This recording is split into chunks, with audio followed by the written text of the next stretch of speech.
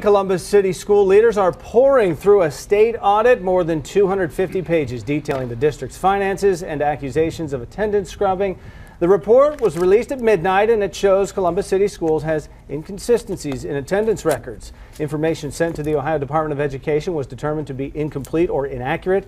Another big point here, the district may be asking voters to approve a levy this fiscal year.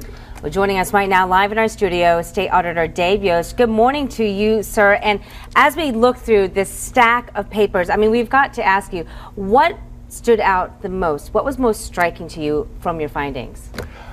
Well, there's kind of two answers to that question. One is the $28,000 that the district received at 5 different schools that never made it into the bank. And that one's going down to the prosecutor. But maybe the more interesting thing in some ways is the fact that the ongoing story about the attendance problems, the reporting problems at Columbus City Schools really hasn't been addressed.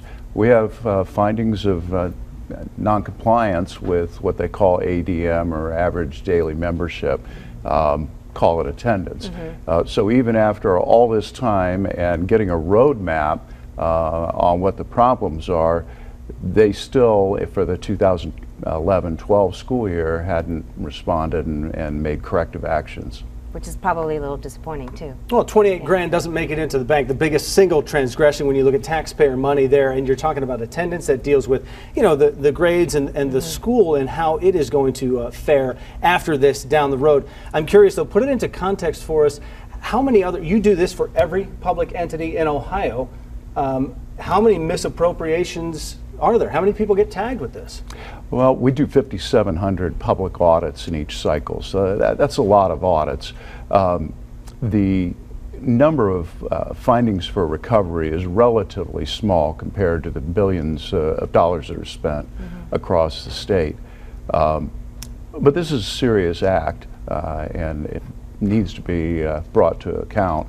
In addition, we have question costs on the federal program side.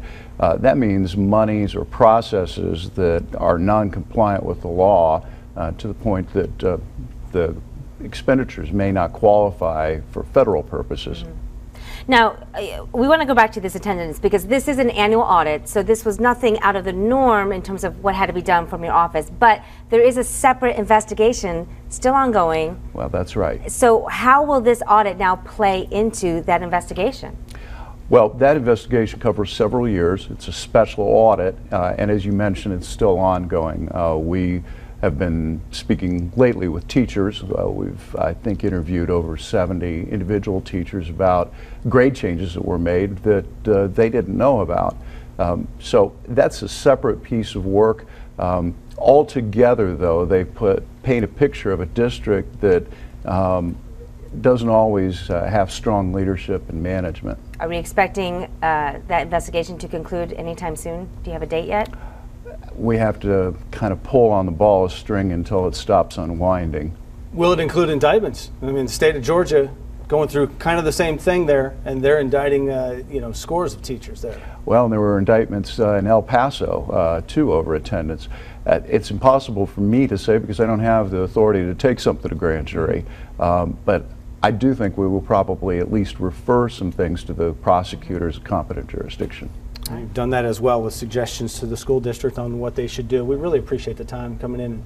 As you've uncovered all this, sharing a little bit of it behind with us. This is online too, right? So folks can... It is available on the website. A lot of people combing through that this morning. Dave Yost, thank you so much for joining us.